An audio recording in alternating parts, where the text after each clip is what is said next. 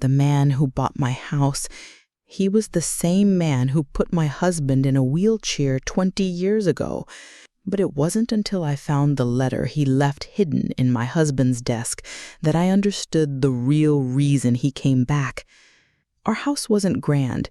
It was a simple 2-bedroom cottage on a quiet, tree-lined street, the kind of place you barely noticed unless you lived there. For me and David, it was the entire world. He laid the flagstones for the walkway himself, his hands, once so strong, patiently setting each stone. I planted the rose bushes that climbed the trellis by the front door, their scent a constant reminder of our first spring here.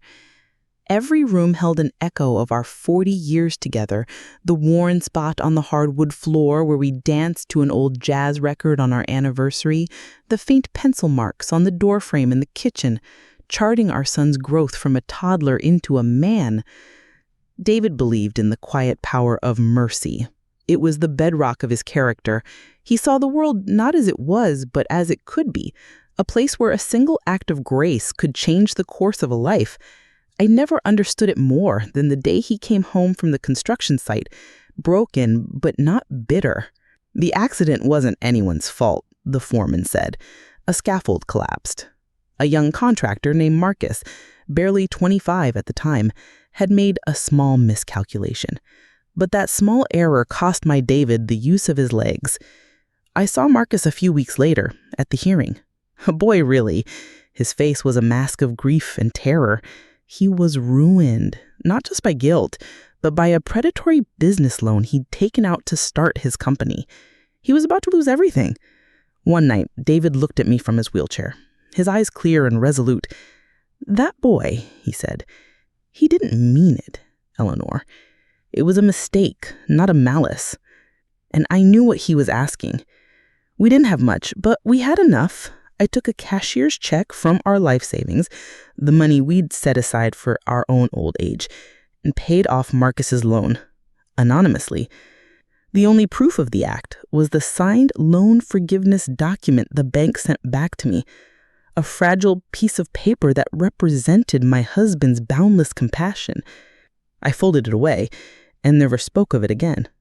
Years passed. David's health slowly faded, and he passed away in the same room where he'd first held our son. Life moved on. Then my son, Michael, faced his own crisis. His small tech business, his dream, collapsed overnight after a partner betrayed him. He was facing bankruptcy, his own young family on the verge of losing their apartment. There was only one thing to do, one asset left that could save him. The thought of selling our house felt like a physical amputation. Every floorboard, every pane of glass was saturated with David's memory. But my son needed me. I put the house on the market, my heart breaking with every photograph the real estate agent took. The open house was a blur of polite strangers walking through the rooms of my life, judging the countertops, measuring the walls for their own furniture. Their detached assessments felt like a violation. Then, late in the afternoon, another car pulled up, a luxury sedan, the kind that whispers of quiet, effortless wealth. A man in a beautifully tailored suit stepped out. He was older now, his hair tinged with gray at the temples, but I recognized him instantly. It was Marcus. He walked through the house with the appraising eye of a developer, not a homeowner. He didn't seem to recognize me. His gaze swept over the photographs of me and David on the mantelpiece without a flicker of acknowledgement. An hour later, my agent called. "We have an offer, Eleanor," she said, her voice laced with excitement. "It's all cash, a quick closing. It's a bit below asking, but it's very aggressive." I knew, even before she said the name. It was from a development corporation. President Marcus Thorne. A bitter irony coiled in my stomach. The boy whose family we saved was now a wealthy developer, lowballing a desperate widow. But my son needed the money. I had no other choice. I accepted. I told my agent, the words tasting like ash in my mouth. The closing was set for the end of the month. I had 2 weeks to pack up 40 years of a life. I started with the attic, then the garage, then the living room. Each box I packed felt like sealing a memory in a tomb. My old neighbor Martha came over to help, her presence a small comfort in the echoing quiet of the house. "It's funny," she said, wrapping a ceramic vase in newspaper, "that Mr. Thorne, he looked at this house like he was buying a piece of inventory, not a home. Barely a word to you." I just shrugged, unable to voice the real reason. His coldness felt like a fresh wound. It was the night before the final move-out that I finally approached David's old desk.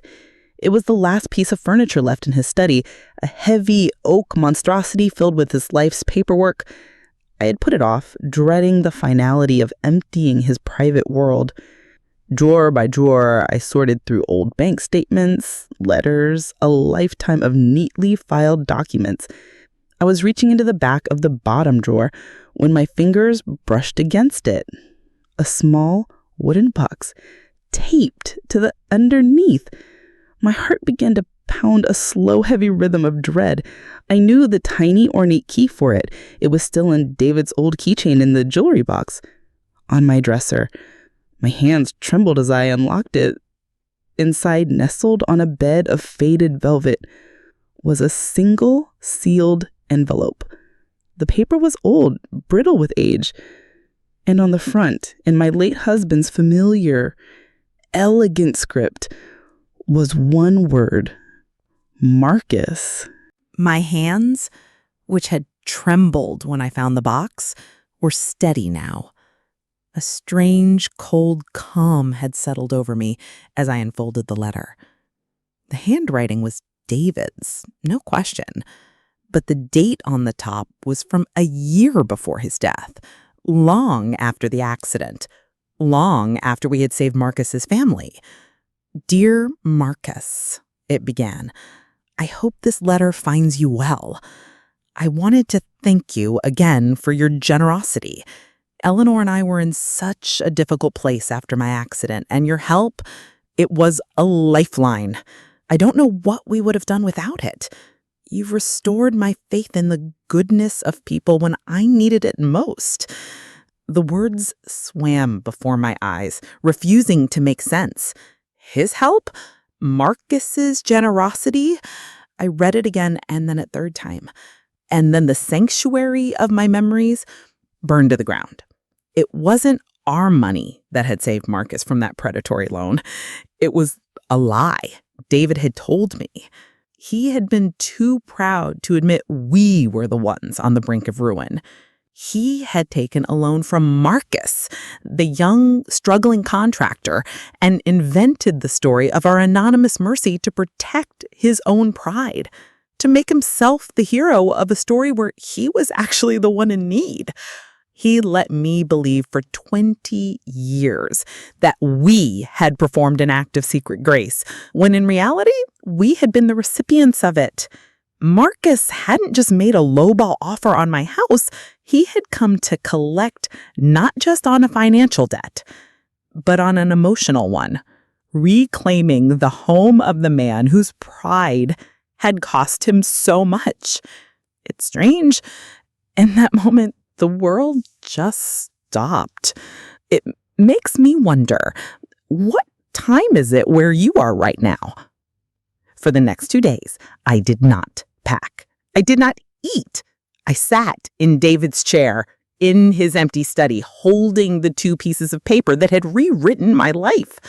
The bank's loan forgiveness document, a symbol of a mercy I never actually gave, and David's letter, the evidence of a mercy I never knew I received. I cried until I had no tears left. I cried for my husband's pride. I cried for my own naivete. But most of all, I cried for the boy, Marcus, who had helped a broken man in secret and who had grown into a man who now saw that kindness as nothing more than leverage. His calculated cruelty was not an isolated act. It was a response to a wound David had inflicted 20 years ago, a secret humiliation he had carried all this time. I looked at the old yellow document in my hand, the proof of a debt paid by a phantom benefactor. Then I looked at David's letter. I finally understood what I had to do. My mission was no longer about protecting a memory. It was about honoring the truth, no matter how painful. The next morning, I drove into the city. I didn't go to a lawyer's office. I went to a small custom frame shop I remembered from years ago, the kind that treats old documents with the reverence they deserve. I asked the shop owner to frame the two letters side by side in a simple dark wood frame. No ornamentation, just the two truths preserved under glass. The next day, I picked it up. It was heavy in my hands, a tangible weight of the past. I wrapped it carefully in brown paper and went to the post office. I didn't send it to Marcus's home. I sent it to the gleaming glass tower downtown that housed his development firm, addressed to Marcus Thorne, CEO. There was no return address, just a small single note tucked inside with the frame. It had only 4 words on it. I know. I'm sorry. Then I went home and waited. I finished packing the boxes. The moving truck was scheduled to arrive the next morning. My son needed this money. My promise to him was the only truth that hadn't changed. The call came that night. It was my real estate agent. Her voice was strained, confused. Eleanor, something very strange has happened. I just got off the phone with Mr. Thorne's office. I held my breath. He's withdrawn his offer. No, that's not right. He's canceled the purchase agreement. What? I whispered, my legs suddenly weak. But the money for Michael. That's the strangest part, she continued. His lawyer said the full final payment for the house has already been wired to your account. The full original asking price, Eleanor, not his lowball offer. She paused. His only condition is that you keep the house. I sank onto the floor, the phone still pressed to my ear. He said to tell you that some debts can't be repaid with money. He said to tell you the house belongs to the memory of David Elridge, and it is not for sale. I don't remember hanging up. I just remember sitting on the cold floor of my empty living room, the moonlight streaming through the bare window, and understanding this wasn't a business transaction. It was an act of contrition, his way of finally truly paying back the kindness my husband had shown him. And my husband, through his lies and his pride, had still managed to perform one last act of mercy from beyond the grave. The truth is never simple. It's a fractured, beautiful, and heartbreaking thing. The house is no longer empty. Michael's business is thriving again with a small loan from me, and he and his family fill these rooms with new laughter. I still have David's letters and Marcus's. They remind me every day that the deepest wounds can sometimes lead to the most profound acts of grace. Subscribe to this channel and never forget the power of your own story. What is a secret you kept, not out of malice, but out of love? Tell me below.